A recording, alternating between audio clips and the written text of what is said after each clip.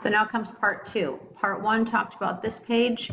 Part two is the second page that is also Schoology. I'm going to break things down a little bit. You will have in your writing about chapters 1 through 6 in this essay an introduction paragraph, 3 body paragraphs, and a concluding paragraph. First, the introduction paragraph. Make sure that just like your persuasive speech, you have some kind of a hook, a link to your main points, a thesis, which I'm going to give you, and then a transition to the first main point. For this assignment, you may use this example or you can reword it differently, but use the same idea. This could be your thesis. Throughout the novel, Scout's view of Atticus grows from that of an outdated older father to one who was wise, a wise and admired hero.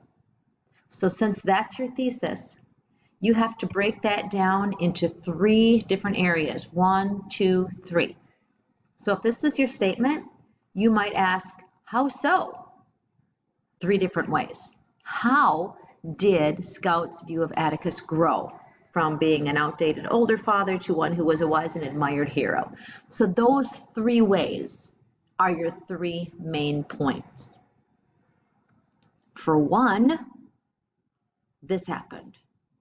Secondly, Scout's view of Atticus grew because of this. And thirdly, I can see his view changing because of this. Now, this idea will continue to expand throughout the novel, but for now, I think you can think of 3 ways where Scout and Jem are viewing Atticus and how that is starting to grow. So those are your 3 main points.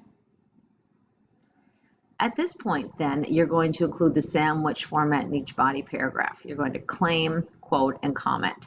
So your main points become your topic sentences. So if I was to open up a new document, which I'm going to do right now, your body paragraphs would consist of the topic sentence. Then you're going to, which is your claim, okay? So let's just put this as your claim. Then you're going to have a quote or instance from the book, and then you're going to comment on that. So I always say make a claim and then explain. This is the exclamation part, and this is the source. So just like in a persuasive speech, you make a claim which has a source to back it up, and then you give some comment. You make a claim and then explain. So back to this. Your 3 main points will become your 3 claims. Claim number 1 is main point 1. Then your next paragraph will be the same, only it'll be claim number 2, main point 2, and then number 3 as well. And then you'll have some commentary on it. So a body paragraph might look like this: your topic sentence, transition sentence, and then proof. So your claim, quote from the book, and some comments. Here are some ideas. Jem and Scout knew their father was older than many of their classmates' fathers. In fact, in the book, it said on page 80 that Atticus was feeble, he was nearly 50. Or you can write it like this. Then some comments. You don't have to go overboard. You can keep each paragraph to 5 sentences if you'd like. You could have 6 or 7, okay? So you will do that 3 times. Intro, body, conclusion. Your body consists of 3 paragraphs. Each of them is a main point. So I wish I could draw on here, but if I could, I would have 3 columns: main point 1, main point 2, main point 3.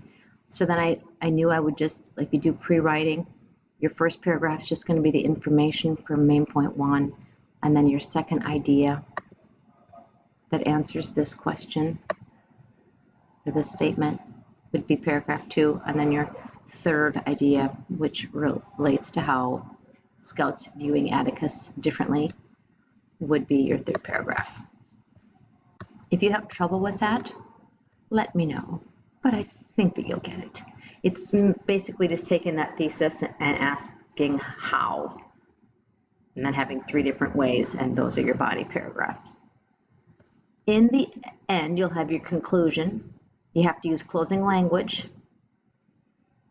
You have to repeat the thesis and write some closing remarks.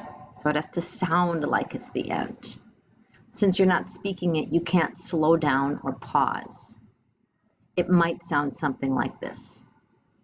Scout learns that there are many facets which contribute to who a person is deep down inside. In fact, this realization often helps mold every individual and teaches people about their place in the world. And you can relate that now to Now or the novel. This is seen through the changes that occur in Scout. Then the thesis. Throughout the novel, Scout's view of Atticus grows from that of an outdated older father to one who is a wise and admired hero. And then your commentary. A person can learn from the novel To Kill a Mockingbird that life is about change and growth. It is also about making good decisions and learning how to be compassionate towards others, unveiling what truly lies under a person's first appearances. You want to have some feeling at the end. Do not steal my conclusion, but do steal the thesis if you'd like to. Borrow it, whatever. Every student can use that if need be. And that's what you'll be working on this week. So, I said 7 minutes. Please respond to Schoology or email me, Mrs. Shank, if you have any questions. 4, 3, I miss you guys.